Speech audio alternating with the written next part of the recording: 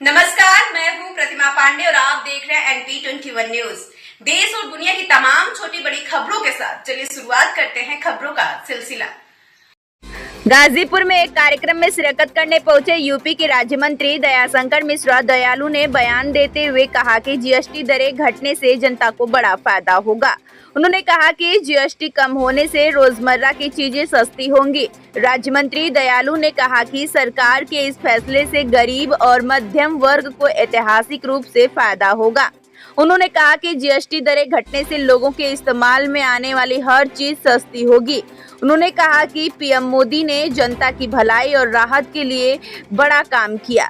राज्य मंत्री दयाशंकर मिश्रा दयालु गाजीपुर के सैदपुर क्षेत्र में आयोजित रामलीला कार्यक्रम में शिरकत करने पहुंचे थे।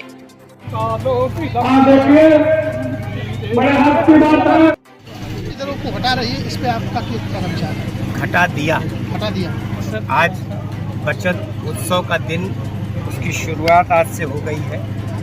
पूरे देश में शारदीय नवरात्र के इस पावन पवित्र दिन से जो जीएसटी की दरें घटाई गई थी, तो इस देश के यशस्वी प्रधानमंत्री नरेंद्र मोदी जी ने जनता को राहत देने के लिए, देश की जनता के भलाई के लिए जो काम किया, उसकी शुरुआत आज से हो गई।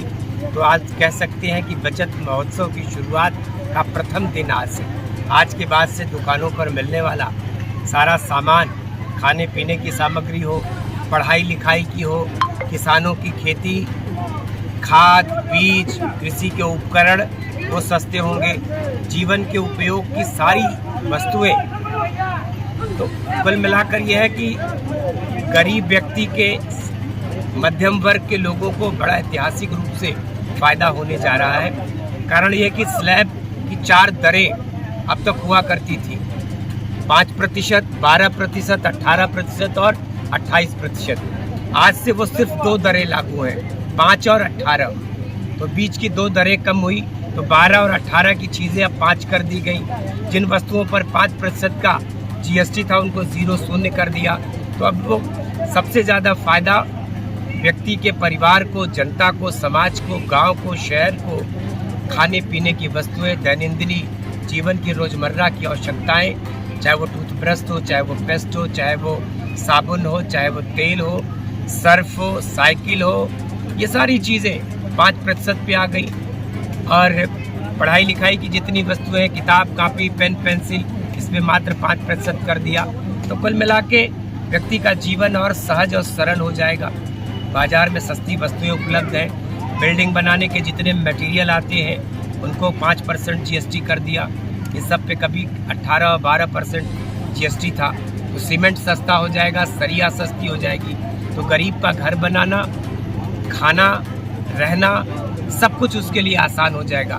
तो आज का दिन इस देश में जो रिफॉर्म कहते हैं, जो छूट मिली है देश की जनता को, हम उसके लिए देश के यशस्वी प्रधानमंत्री आदरणीय नरेंद्र मोदी जी को और उत्तर प्रदेश के यशस्वी मुख्यमंत्री योगी आदित्यनाथ जी को ढेर सारी बधाई और शुभकामना देते हैं।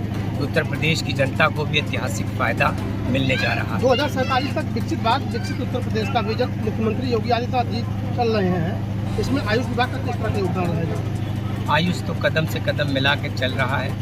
आयुष में आप भी देख रहे हैं कि समाज के लोगों का जिस तरीके से भरोसा बढ़ा है, विश्वास बढ़ा है। ये कोई नई विधाएं आयुष में शामिल नहीं है, सब सनातनी विधाएं हैं, पुरानी हैं, प्राचीन हैं, पहले अलग अलग हुआ करती थी। और अब उसको आदरणीय नरेंद्र मोदी जी ने 2014 से आयुष का मंत्रालय बनाया। उत्तर प्रदेश में 2017 से जब से आयुष का मंत्रालय बना है, आयुष के विधा को एक नई जान, नई जिंदगी देने का काम किया। उत्तर प्रदेश को आयुष का विश्वविद्यालय दे दिया।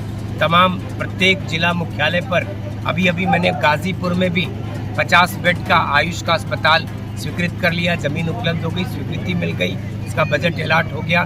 बगल बगल के जितने, बनारस को दिया, जब बनारस में बन चुका है, चंदौली में बनेगा, गाजीपुर में बनेगा, जौनपुर में 30 बेड का नया आयुष का अस्पताल बन के तैयार है, बहुत जल्दी शुभारंभ होने जा रहा है। और बनारस और गाजीपुर के बीच में चौबेपुर में हमने प्राकृतिक चिकित्सा का एक बड़ा एडवांस सेंटर बनाया है।